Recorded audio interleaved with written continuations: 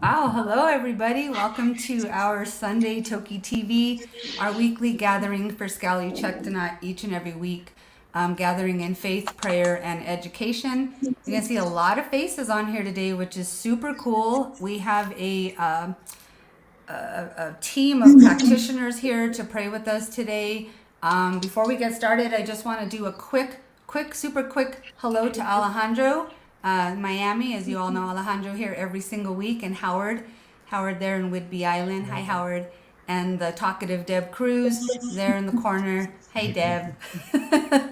Deb doesn't like to talk, so I have to call her out every single week about that.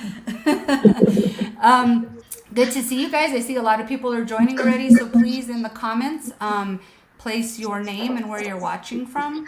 I'm going to do my best. I have a lot of echo. We have some sound going on today, some sound issues, so I'm not sure. I hope that's not an issue for you watching from home. But I'm going to do my best to explain what we're doing here today. And while I do that, I'm going to mute everyone just while I do this part. So I have participated in a prayer chamber before, and I wanted to share that experience with you all. A prayer chamber is where you're sitting in the middle, and we all know energy knows no space or time. So we're doing that in the virtual world right now. So, but you're sitting in the middle, and you have a team of practitioners all praying for you at the same time out loud. It is extremely powerful. I want to share that with Sk'aliCh'elh-tenaut today, and with all of you. I would like you to participate with us. I know this week we got the vet report. We can't ignore that.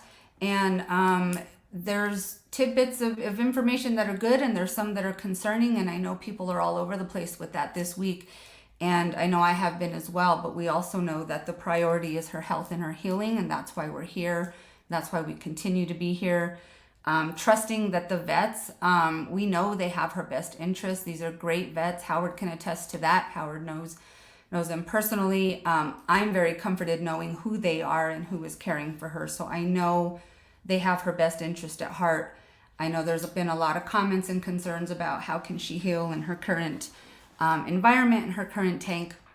And while we all know that we want her home and her healing, her waters are going to be healing for her to come home.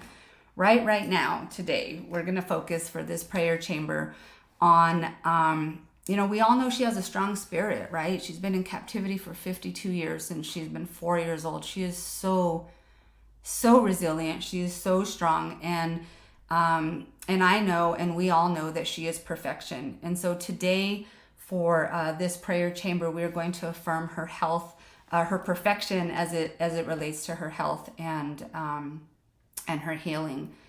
The prayer chamber is going to go until it goes. I was told by my spouse this morning when I said, oh, maybe 2-3 minutes, said, you don't get to put a timer on Spirit. So you guys are going to pray, and you're going to pray till you're done praying. And we are all going to pray. So at home, please, if you feel comfortable, if you're an out loud prayer, pray out loud at the same time. This is extremely powerful. I'm going to put Sk'aliCh'elh-tenaut's picture on the screen while we do this. I just want to say thank you to Marilyn O'Leary, Christine Duval, Maria Dion, my sister Sandra, that's my sister, by the way, everybody, Reverend Tammy, who's my wife, and Reverend Kamatara. Marilyn Kirk is also joining us, but she's having a bit of tech issues, I think, going in and out. So Marilyn O'Leary, did I leave anything out that we should say on what we created? We're good? Okay, so I'm going to unmute everyone. Again, I don't know how it's going to sound. It's supposed to sound like a lot of people praying, because that's what's going to be happening. Please, at home, join us in this prayer time. I'm going to go ahead and unmute everyone. And okay, Reverend Tammy, do you want to go ahead and lead everyone on when to start? Yes, we'll do that. So as we're entering into this divine presence, we know that there is a Mother, Father, God, a Creator, and we are all one with that. One Spirit. And so we know that in this moment, in this place, in this time, that there is no such thing as a creature that is beyond the scope of divine love. And so I know in this place, in this moment right here, this present moment, that there is a divine, compassionate, loving, empathetic presence, that there is love that is all around, that is all that is. And I know that this creative force created the world, created the stars, everyone can join in. Acknowledge there's only one life, one presence, one power, one perfection, and that is Spirit. And Spirit is in, around, and through everything created, everything animate, everything inanimate, every person, place, thing, every animal that walks upon this earth, or swims in its seas, or flies in its skies. And I know that the perfection of Spirit is in, around, and through all of this, for this perfection that Spirit is perfect health, it is divine intelligence, it is light, it is love, it is being, it is perfect health. And as I know that, and I absolutely declare this for TokiTV, for I know that as she is part of the creation of Spirit, that she too is that divine presence of Spirit. The divine is woven in, around, and through every aspect of her being, every part of her physical being, every part of her mental and emotional well-being. And I affirm and declare that the blood of Spirit is wrapped around and through every part of her. It is in her DNA, it is in her cells, in the spaces between her cells, and that this divine intelligence is who and what TokiTV is. And I affirm, declare, know, and accept for TokiTV perfect health, perfect, vibrant health.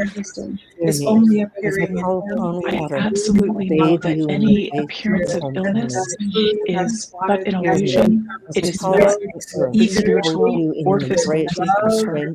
I affirm, declare, know, and accept that the healing that she is undergoing right now, as these words are spoken through my body into the body of God, and everyone here is speaking into that same body of God, that that she is healed right now. That divine intelligence flows through every part of her being, every muscle, every bone, every sinew, every tissue, every blood vessel, every action, every aspect of her body, every function, every circulation, and every elimination is absolute perfection. I am so clear about this. I know this. And I know that as this is coming into being, that it is coming into being through people around the world praying for her right now. I also pray especially for those deeply involved in this movement. I know the perfection of everyone, that there's divine right guidance and divine right action taking place on the part of the veterinarians, on the part of everyone at the park, and that all are generating and genuflecting into this aspect, into this acknowledgement of the divine perfection that Toki is. I am so grateful to know this truth. I know that as she is healed, that she returns to her waters, so comforting to her, and that she continues to improve and lives a long, happy, joyful life. And her freedom is our freedom. I absolutely know this. I am so grateful for knowing this truth and grateful for this prayer chamber right now, for Annette, Alejandro, and everyone who is involved in this important work. I affirm and declare that this is absolutely done. And as I speak this word, I release it as a bird from a cage, and it is done. This prayer is done. Amen. And so it is. So it is. Thank you. Thank you. Jay, namaste. Amen. So it is. Okay. So it is. So it is. Gracious God. Thank you. Thank you. That's so much. Thank you. Please don't trust in you. Bless everyone who touches her. Thank you.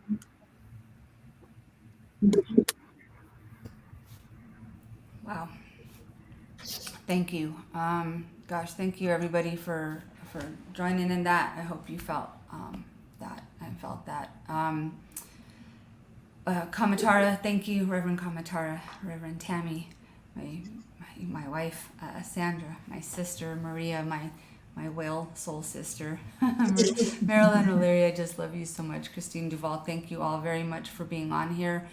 To do that, you want to talk about having some prayer warriors, and every single one of them that I asked was an absolute yes, and not just a like, sure, we'll do that. Like everyone is here for her, and I really appreciate that for all you guys. Thank you so much. I know it was a last minute ask, so you're welcome to stay in the show. You're welcome to watch the show later, but I know you many of you have things you're doing, and we're postponed to do this. So I just want to thank you. If you want to jump off, we understand. I love you all. Thank you for doing that with us today. Appreciate it. Love you all too. Love you. Thank you. Thank you, Annette. Love you. All right, guys. Wow. Thank you for that. I know that you guys are hearing an echo at home. I apologize for that. I hope when I'm muted, you won't hear that. I believe you won't hear it when I'm muted. So, thank you. Oh, someone asked, what is a RSCP? That is a practitioner, science of mind practitioner. And yes, so thank you for all the practitioners who are with us today, joining that. Thank you. I'm sorry if the echo was too annoying. I hope it wasn't. I heard everybody speak. It was just beautiful prayers. So I will go back and listen to that several times this week, and I invite you to do the same and to continue to pray for her. I know she felt that. I know she did. Howard is gracing us with his knowledge again today. We really appreciate Howard being with us each and every week. I mean, this is his show. We couldn't do it without Howard. So, Howard, do you want to take it away today for our education piece? Or Deb in her silent wonder.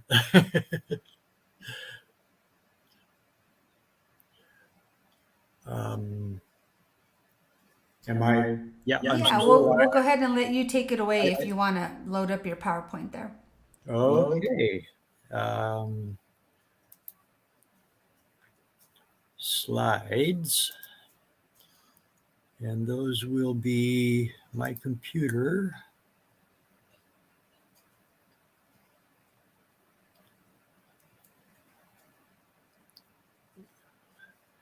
Yeah, okay. Well, it's telling me to upload the file. I suppose I could. Alejandro, while he does that, why don't we check in with you? Tell us what's going on there, there in Miami. I think you're on mute.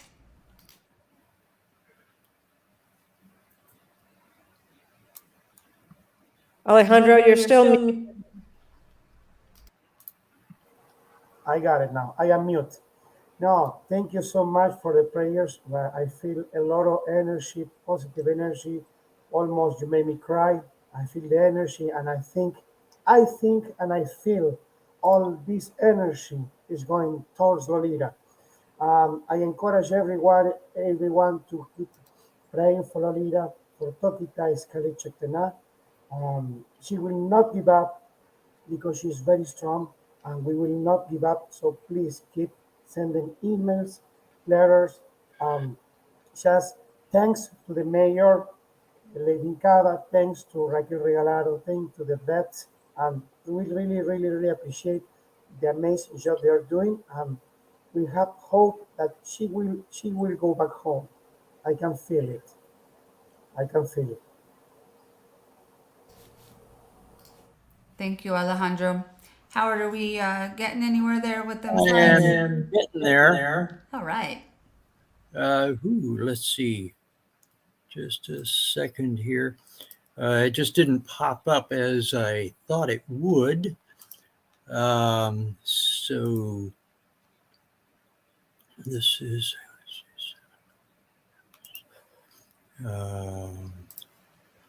Yeah. Okay. I'm hearing my own echo. Share screen. Why don't I just do that?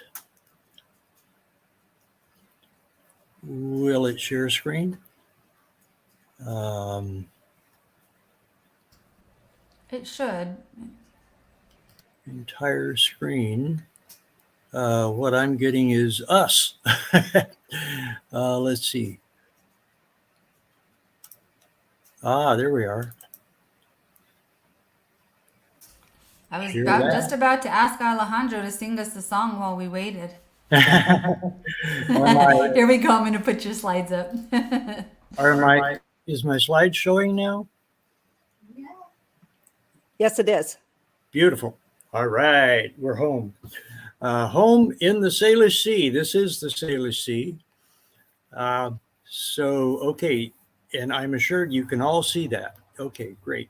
This is a great overhead view of the heart of the Salish Sea where Toki is from. And this is all about her. She's been gone for over 50 years, but she is from here. And more than that, her family is here. And she is one of her family. You can't see it by looking at her in Miami, but she knows it. I am absolutely positive that she knows it. All the science of cognition, of brain anatomy, and of culture in orcas tells us that she was born there, she was raised there by her family, and her family are her people. Just as our families are our people, her family is her people. I see no daylight between her people and our people. And she knows where she came from and who her people are. And this is the Salish Sea, the inland sea, up in northwest Washington. And this is where she learned how to be an orca, how to catch fish, how to relate, how she related to her family, what kind of orca she was, and how her family behaves, what they eat, how they communicate with each other, how they play and how they rest, and how they perform rituals and ceremonies that we do not understand, and how they communicate and get through life. She learned it from her family, and that's who she is. There's just no question in my mind, and she will be familiar. She will know where she is and who she is when she comes back. Okay, so I'm going to talk about her family here, and every bit of this is about Toki. So just to sort of set the scene historically, about 15,000 years ago, rounding off, there were glaciers covering all of the Salish Sea.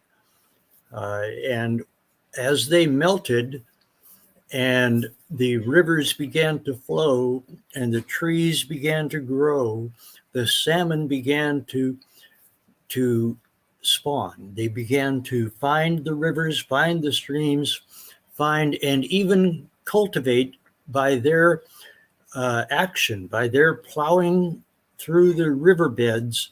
They would create gravel of the right size and consistency for them to spawn, to lay their eggs and be fertilized in those stream beds as they were formed by the melting ice. And about the same time, the first human people came into these areas and appreciated the abundance that grew. In the absence of the ice, the trees began to grow, the wildlife began to prosper, and the salmon came among all the other fish, all the other sea life, all the marine life, the marine mammals, the seals, the sea lions, the vast array, the entire ecosystem began to flower and grow into abundance right here. And they grew together with the salmon, with the ecosystem, and with Toki's family, what we now call the southern resident orcas. And they were canoe people. So they were out on the water constantly. There weren't any roads. There were trails, of course, but they traveled from place to place, from island to island by canoe. All sorts of canoes, family canoes that could hold 10 or 20 people, to small canoes for 1 or 2 people, just to go find some shellfish beds, or to go visit some relatives, or to attend a ceremony or a ritual, or for whatever purposes they may have. They very typically, every day really, would get into canoes and paddle. And that put them right at eye level with the orcas. A spy hopping orca lifting its head up beside one of those canoes would be eye to eye with the occupants of the canoe. And they would definitely, this is only conjecture, of course. There's no real record of this, but it goes back 10,000 years. Hundreds of generations would grow up together. The young would meet young orcas, and they would meet them again year after year after year. They would grow old together. They would know them as family. And so it's no wonder that the Salish, coastal Salish tribal people, and I learned this from the Lummi people, that they know the orcas as Quotolmichin, which means the people who live under the water.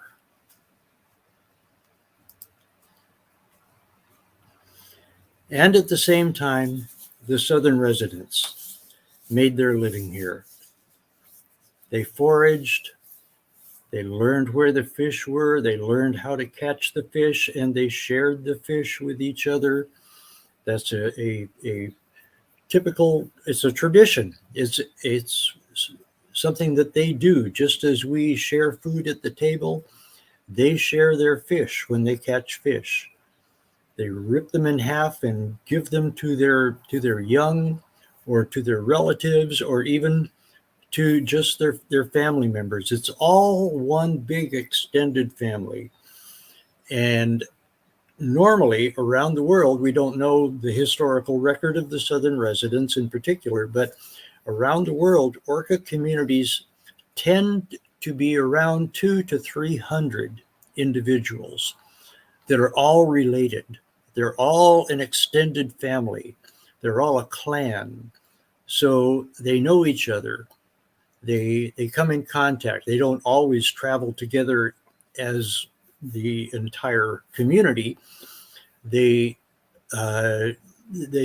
become members of pods, of families called matrilines, that are led and centered around the mothers, the grandmothers, even the great grandmothers. And we've had some 5-generation families out here, great grandmothers, with all of their offspring and all the generations that follow. And they travel together. The matrilines are the intact unit. Often matrilines will meet up, and that is what forms into a pod. But the almost indestructible, consistent family unit is the matriline, centered around the elder females. And they are unique. There are orca communities, cultural communities, that raise their young and that all learn their traditions all around the world, but they're different. They have different behaviors, different diets, different ways of communicating with each other. Essentially, their languages. So the southern residents have their own unique set of traditions and behaviors and ways of living and relating to each other, of foraging for fish, and how they play, how they have ceremonies. They innovate a lot within their traditional cultures. And they are, from my information, and this is not a scientific study, but it's from my own 30-some years of surveying other developments of scientific studies and other observations, just all sorts of observations around the world, which are increasing by the year, by the way. We're learning more about communities of orcas everywhere around the world: the North Atlantic, the South Atlantic, the South Pacific, around Australia, Antarctica, all across the Pacific Rim. There are communities of orcas, but the southern residents just seem to like to be together more than other communities, or at least certainly among the most social around the world, because when they can find enough food, when they are able to fill their bellies and have the luxury of some time, they come together. They come together as a family. The matrilines meet. They all know each other. They're sisters. They're distant cousins and nieces, and they meet together and like to socialize and travel together in groups like this one. And really, they're more playful. I mean, from what I hear of other communities, I don't hear the number of times that people comment that the whales were just playing around. They were just frolicking. They were in their sort of, well, you can call it group grope. You can call it a cuddle puddle. It's hard to describe, and it's different every time, but they do roll around on each other. They do sort of mix and merge in ways that they're they're touching each other and frolicking and splashing around, and they just do that a lot. We see it. Just as a little breaking news update, J-Pod is on the west side of San Juan Island right now as we speak. This Sunday during TokiTV, they are in their familiar but in recent years all too rare pattern of going up and down the west side of San Juan Island. So they're doing this right now. This is current. And they seem more curious. They seem to want to know who's watching them. They want to take a look at their surroundings and the people around them. And you know, orcas have a special affinity for us human people. They seem to want to know. They're more curious. They look into our eyes, and when they do, it's like they're looking into your soul. They're looking into who you are. Even from a distance, you can feel it. It's what I call enhanced empathy. And this is in their brain anatomy. They have the capacity in their huge brains and with their extra lobe called the paralimbic lobe to perceive our feelings, our emotions, what we see, what we know, and how we feel toward them. And they seem to want to know that. So they investigate people. Generally, they're busy. They're engaged in their social life, or they're busy foraging or doing whatever it is that their family is doing. But occasionally, they'll just come by and take a look at you and kind of see how you're doing and how you're feeling. And of course, physically, they have these great open saddle patches. The saddle patch is the area of light gray that is at the base and behind the dorsal fin. And with most orcas around the world, by far the majority of them have just a flat pattern, just a what we call a closed saddle patch. But southern residents, most of them, have these great open saddle patches, different patterns with each one. And that, of course, is the key to identifying each one for science, for documenting them. And each member of the southern resident community has been documented, photographed, and in a catalog for each year since 1976. They are the most completely documented and studied population of any whales anywhere in the world, and almost any wildlife.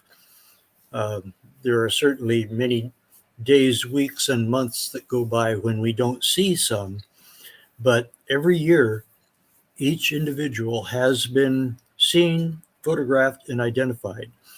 And the main key to identification is the shape of this saddle patch behind the dorsal fin and under it. And their diet is very specific. Of course, they can eat anything.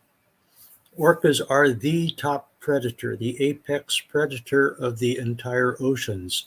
They literally can eat anything that moves, and nothing can eat them.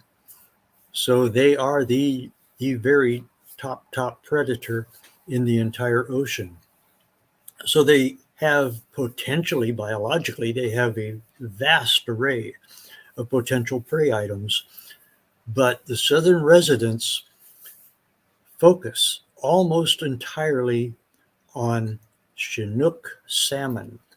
Chinook, or king salmon, are the biggest of the salmon, of the 5 or 6, depending on how you measure them, salmon species. They're the largest, and they have the highest proportion of fat, basically of calories. So they are high energy. They're like energy bars. They live on these high energy bars full of omega fatty acids that are known to be brain food. It's very pure, very clean, high energy food. So that is their specialty. That is their focus. Their chosen food that they learned, that Toki learned when she was being raised, and she learned to catch them. She was about 4 years old when she was captured and taken away from her family. But before she was taken away, she learned how to catch these fish. She learned how to do that and to share them. So she still maintains that specialization on Chinook salmon. Of course, in order to eat and survive, she's given a variety of other salmon, smelt and herring, and I don't know what all, but she knows that in her family, the food to eat is salmon, and especially Chinook salmon. There are a few other large salmon. Coho and chum salmon are two species that are not as big as Chinook, that they will eat sometimes when there are not enough Chinook around. They will eat those, but they're by far their cultural, traditional food is Chinook salmon. But they don't always find them. You know, there were days back in the 70s and 80s and early 90s when they were together, close together, mingling and rolling around on each other and traveling in tight family pods almost all the time. But in recent years, the salmon have begun to disappear. They're just not there. That's due to a whole variety of causes, habitat destruction, to put a big word on it.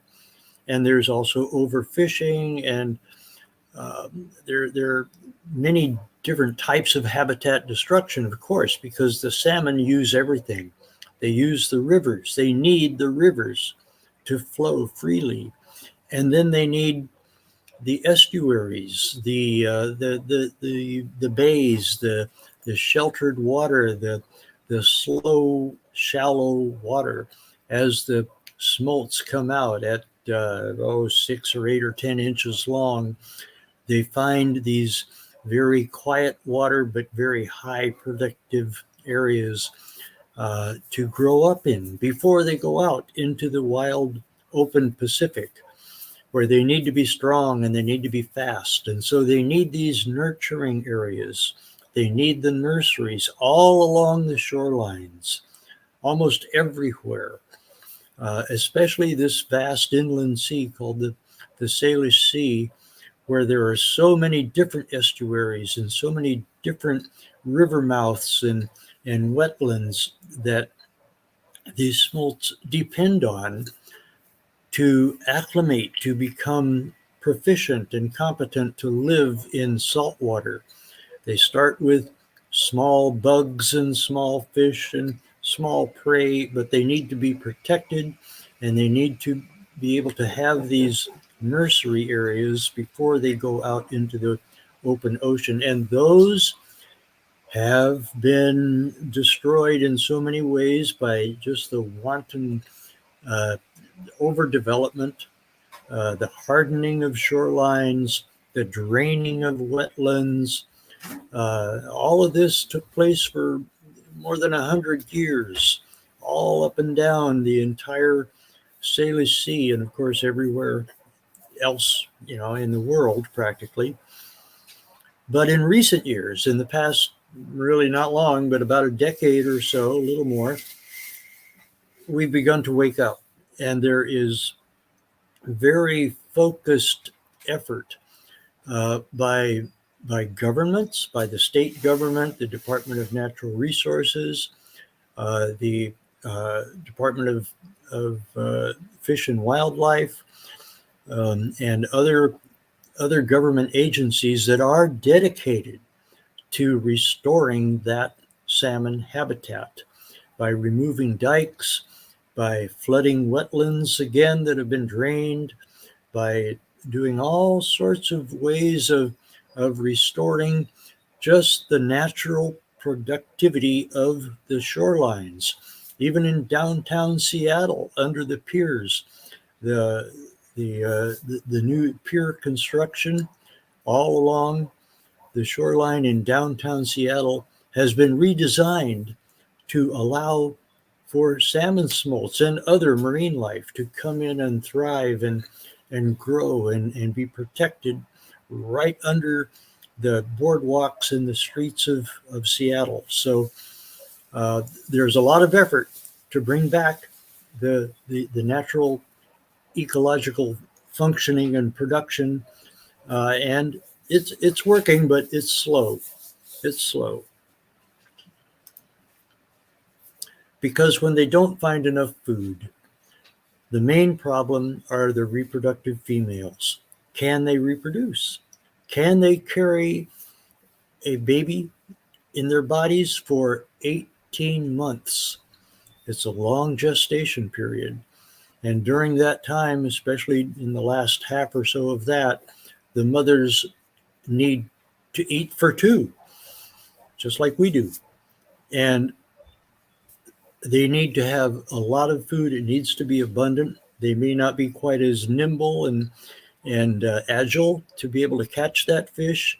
So they need the fish to be there. They need the fish to be abundant, to be plentiful all year long. If they go for a month or more without enough food each day, they cannot continue to carry their baby. And this was our wake-up call, as it's the cliche is, but it was in 2018 when a J-pod whale, J35 TokiTV, carried her deceased baby, born possibly alive, but died within a half hour or so. And she picked her baby up and carried that baby for 17 days.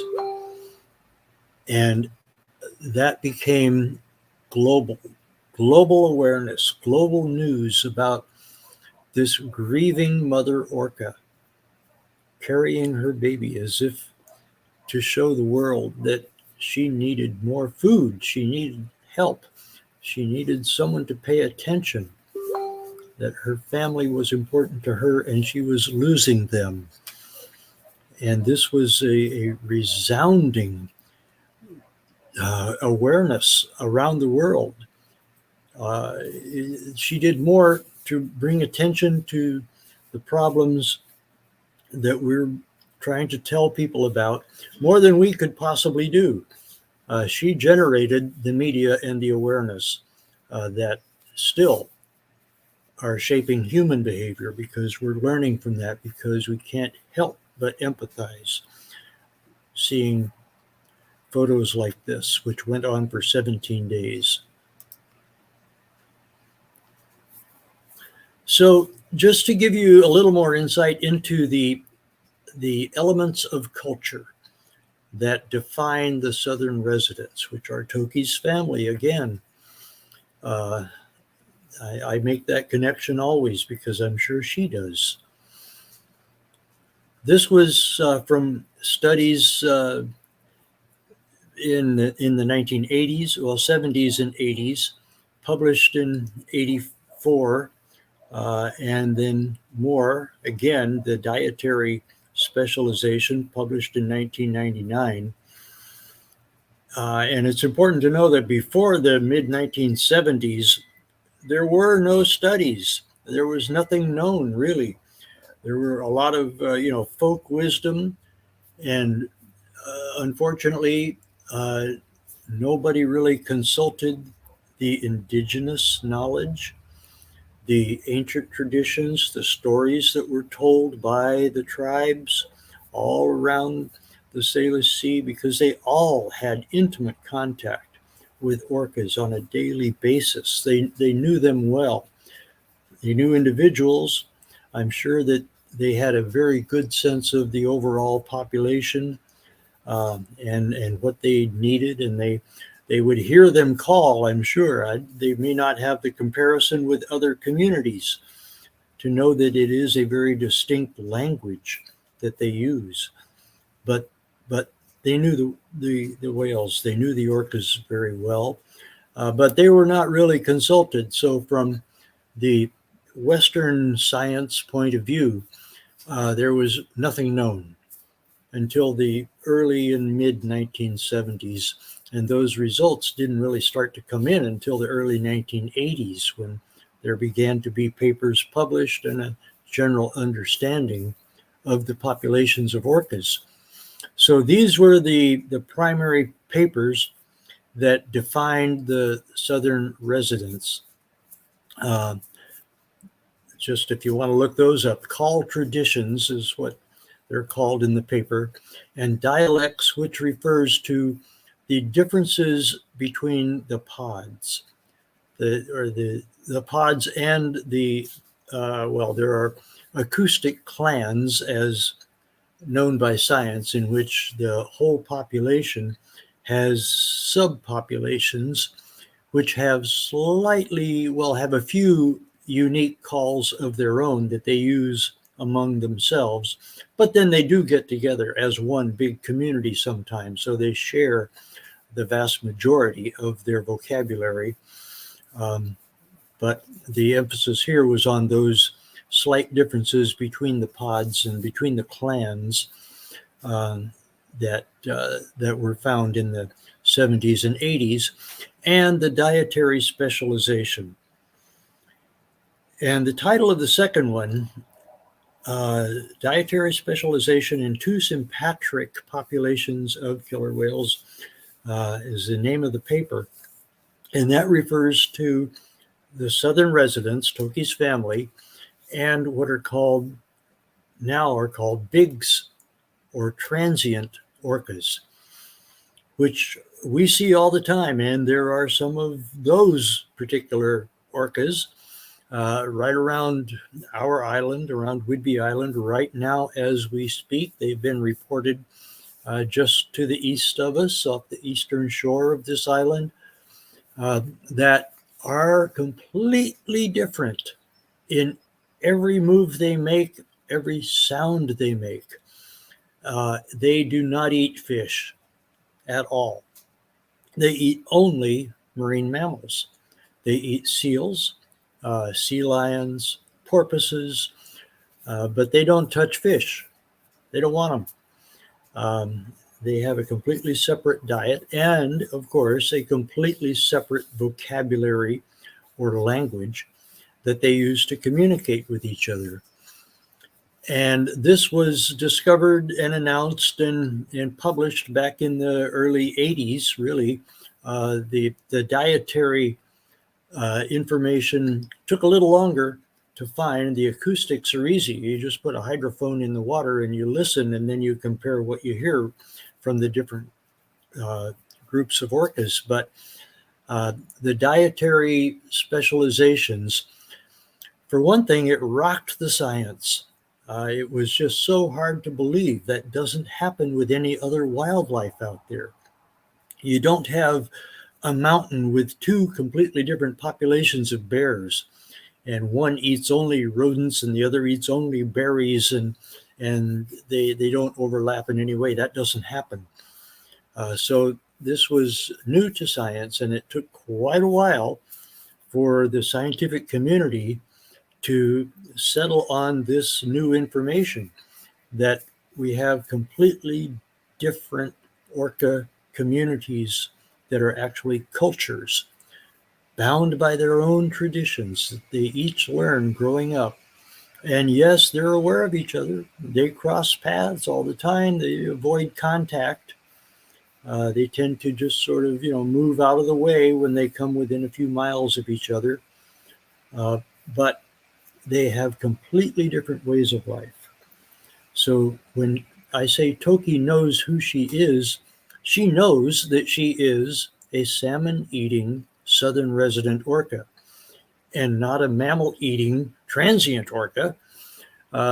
She knows that. I mean, we're just learning. She knows it far better than we ever will. Because, well, this is restating, but it's such an important fact. These animals are creatures of tradition. They learn as a calf what constitutes food and how to catch it. So that's the revelation that shook up the scientific community. Everything they do, they learned. It's not from genetic instinct or reflex. It's learned. It's what their elders have taught them. And they do share their food. Prey sharing does explain why during times of shortage of salmon, it's not just the very old or the very young, the weak, as in most wildlife populations, when there's any kind of a die-off that tend to be impacted, because these orcas share their food with their old and young members. So everybody gets whatever there is. Everybody gets some of the food, even if there's a very short supply. That's their tradition. And sometimes they have silly fads. This went on for a while. It was back in the 1980s, actually. But for most of that summer, there was a kind of a fad, apparently, especially among some of the juveniles, where they would just throw a fish on their heads and see how long they could keep it there, apparently. So they have fun with their culture too, but it's a social thing. It's something they share.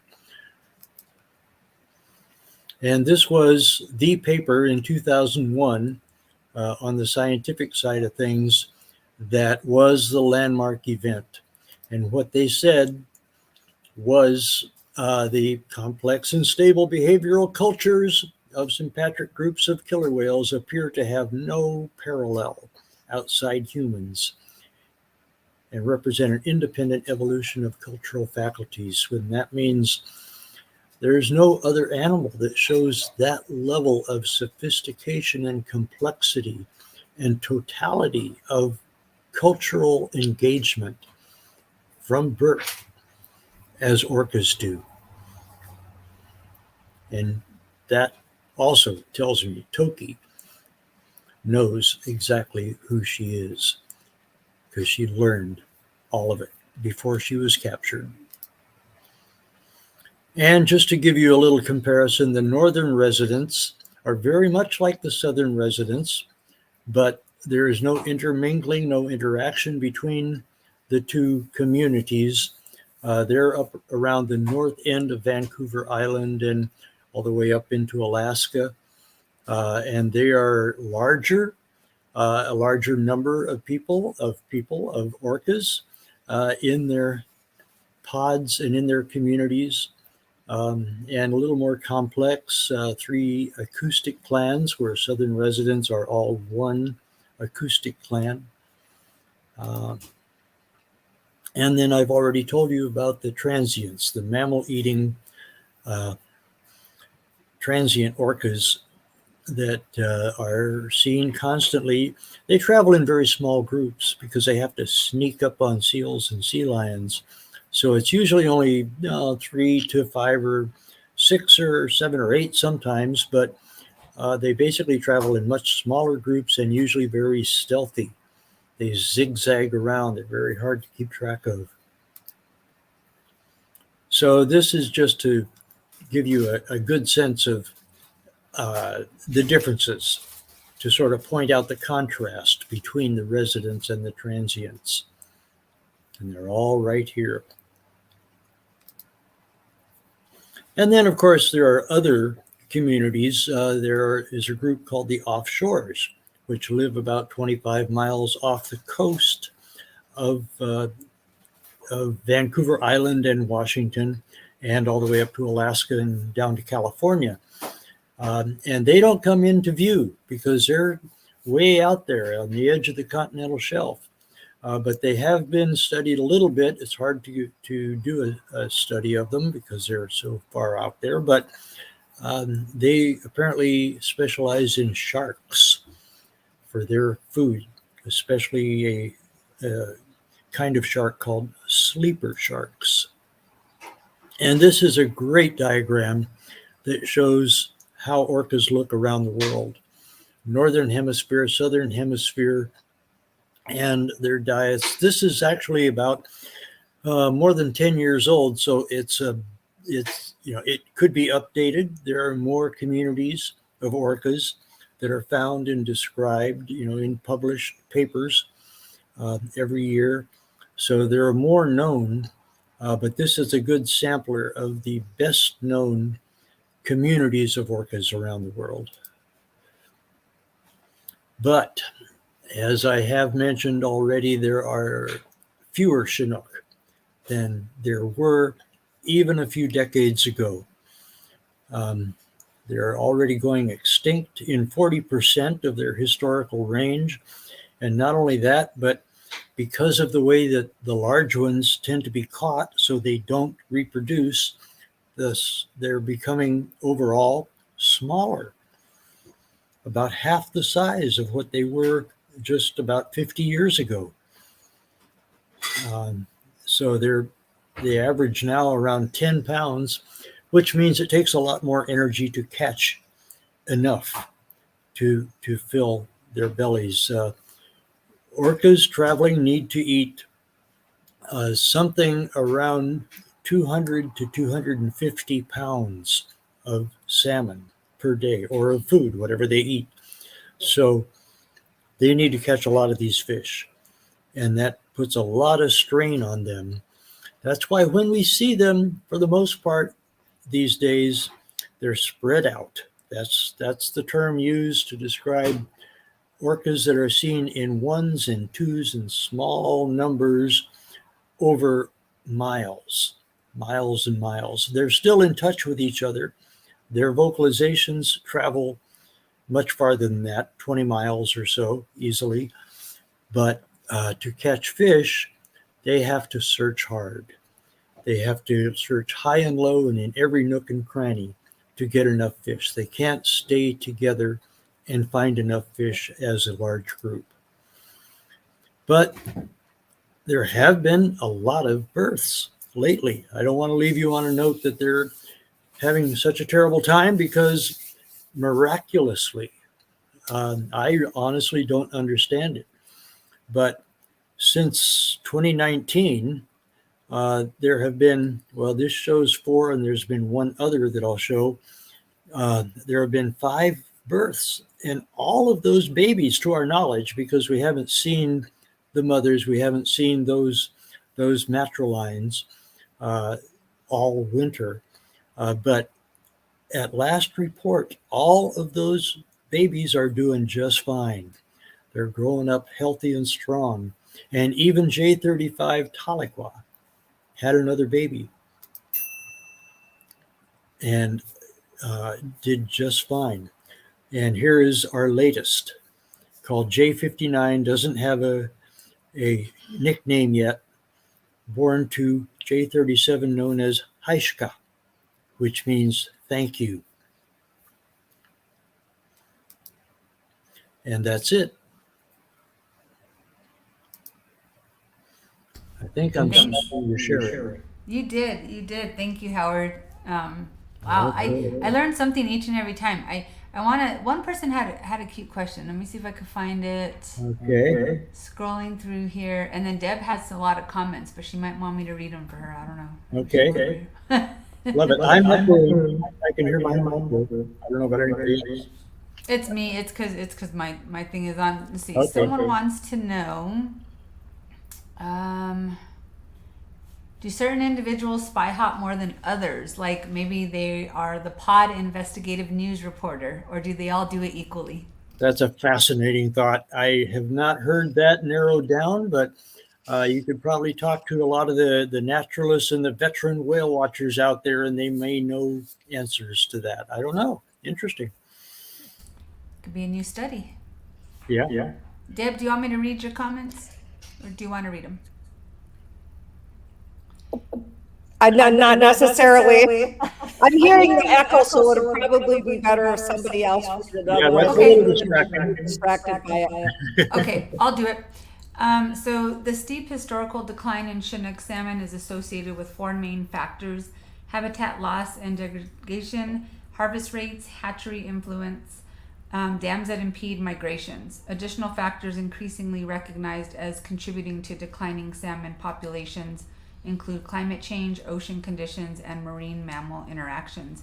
And Deb also put a link there, you guys, to www.epa.gov/Salish/Chinook salmon. So check out that link so you guys can see what there is to do about that, because there are things listed that to do about that. Well, our focus now, I hope I'm not echoing too much, but our focus now is the Snake River dams. All of that is true. It's habitat degradation, etc. But the biggest return in the shortest time for the least effort, although, there would be some effort involved, but those four Snake River dams are blocking access mainly downstream from an area that is wilderness. It is so huge. It is inland Idaho at a high elevation, a couple thousand up to 4,000 or 5,000 feet, that those Chinook salmon go to spawn. But then when they do, their babies, their little smolts, flow downstream to the ocean when they're ready. It takes about a year, and then they flow down to the ocean. And when they hit the reservoirs, they don't flow. They get stuck. They're in a puddle, a stagnant puddle. In fact, 140 miles of what should be running river that lead them and take them straight into the ocean becomes a catchment pond, and they cannot flow. They don't go anywhere, and that makes them subject to a lot of predation and disease, and then they're chopped up when they go over the dams or through the turbines. So there's been millions of dollars spent to try to mitigate that, but you can't have a dam without the reservoir, and it's the reservoirs themselves that are killing the salmon, and so the dams have to go. I'm sorry. And there are plenty of mitigation and ways to make that happen without undue harm to anybody. There's other ways to ship grain down. There's a big study on converting to rail from the barges. There is replacement electricity. Actually, it's, despite a lot of the PR that we're hearing, it's a small part of the overall demand for electricity comes from those Snake River dams, and that can be replaced and is being replaced, and in fact, by many counts, has been replaced many times over. So it's really not needed. So, and irrigation, there's a saturation PR program out right now to try to sell the dams so that they won't be touched, but there are answers to all of it. They just are pouring millions and millions of dollars into keeping the dams, but the orcas need those fish, so the dams have to go. So I put a link in the Facebook page to the Lower Snake River Dam benefit replacement report that Governor Inslee and Senator Murray drafted up. This is a commenting period. So for those of you who are able, go into that website or go into that site, take a look at the report. We have until July 11th to get our comments in. So if you would please go in and comment and ask them to bring those dams down. Thank you, Deb. Deb, is that the www.isr.org? It should be LSD. Wait a minute. LSRD options. LSRD options. Yes. .org. Okay. Yeah, it's in the, oh, there it is, right there on the screen there. And it goes through and the report outlines all of the different impacts and both on the salmon and on the communities in the area that rely on the waters that are kept for the dams. And they can all be replaced. Yes. So there's no excuse not to bring them down. Thank you, Deb. And someone is asking, what can we do? For the public, especially those that do not live near or in Washington. So check out the links that Deb posted. Also, wildorca.org has wildorca.org also has a lot of resources that you can look at regarding the dams. Someone said to put it on the wall, that they weren't able to click on the link. So we will go back in and share that onto the group page so that you can actually just click on the link, and we'll try to put that on there. I'm not sure, Deb, if you can do that. If not, I'll do it after. I thought I did, but it's not showing up for some reason. Okay. We'll get it. We'll get it on there. We're over our time, and Jerry has been trying to join us, but in and out, having some tech issues. So I do want to share that. And Howard, I don't know, maybe you can talk a little bit more about the mayoral campaign East Sound. But I do have a little video from Jerry that I can play. Let me take the comments down real quick so you guys can see that. It's a great thing. And it's a wonderful, big public publicity campaign that connects Toki to her family, her home, her habitat, right there in the San Juan Islands. And so it's a great thing, and I would love everyone to support it. That's great. Let me play this quick video because Jerry did do a lot of work and really did try to be here with us today to do this. And I know, tech stuff sometimes just doesn't work out. So let's hear a little bit from Jerry. Jerry here, coming to you from Mount Constitution, where the kitty cats and I are campaigning for the mayor of East Sound. And everyone can vote. It doesn't matter where you live in the whole world. Go to mayorofeastsound.org. And this is East Sound, what that you are looking at right now. To see that water in the foreground, that is East Sound. And this is the natural and native territory of Sk'aliCh'elh-tenaut. These are her home waters. A vote costs $1, and it benefits the Children's House, a nonprofit organization for early childhood education here on Orcas Island. And it's also a vote for the Salish Sea. Give Sk'aliCh'elh-tenaut an opportunity to talk about her family, the SRKWs, and their need for salmon, and her desire to come home. Thank you very much for your vote. Thank you, Jerry. And again, hopefully we'll be able to get her back on another time because she really wanted to be on, and we wanted her to be on as well. I love to highlight, and it's kind of been working out that way where we have someone on who's doing something to raise awareness, to raise funds, to raise awareness, to spread the word for Sk'aliCh'elh-tenaut. So thank you all for doing that. I know you all do that every week. A couple of quick pictures. I know I posted this and it's not my photo, but Monica took this from Orca Behavior Institute, and does everybody recognize who that is? I'm sure we do. There's Ocean Sun, that is Sk'aliCh'elh-tenaut's mom, and she was spotted just a few days ago. I think that picture was taken on the 22nd, if I'm not mistaken. And then there's another photo by Monica Shields just from a few days ago, and there's a lot happening over there. I will say that hopefully Monica's on the show with us soon. Obviously couldn't be with us today because she's a little busy because the whales are occupying everyone's attention out there, which is just absolutely fabulous. So hopefully we can get Monica on the show very soon. Howard, is there anything you want to say to close today? Just thank everybody. I really appreciate the prayer chamber in the beginning. It began the program with a beautiful, solemn, prayerful tone, and thanks everyone for watching. Alejandro? We just keep going. Keep going. Lolita will go back home. Thank you. Hashtag. Deb, you got anything? Go comment.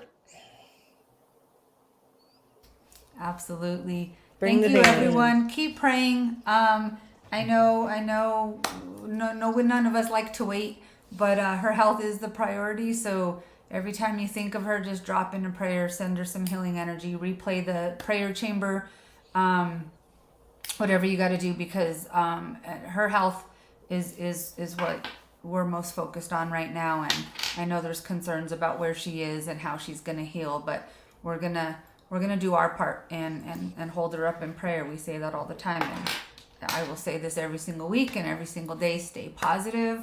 Keep praying. We will bring her home. Thank you, everybody, for watching, and we will see you next week. Have a fabulous week.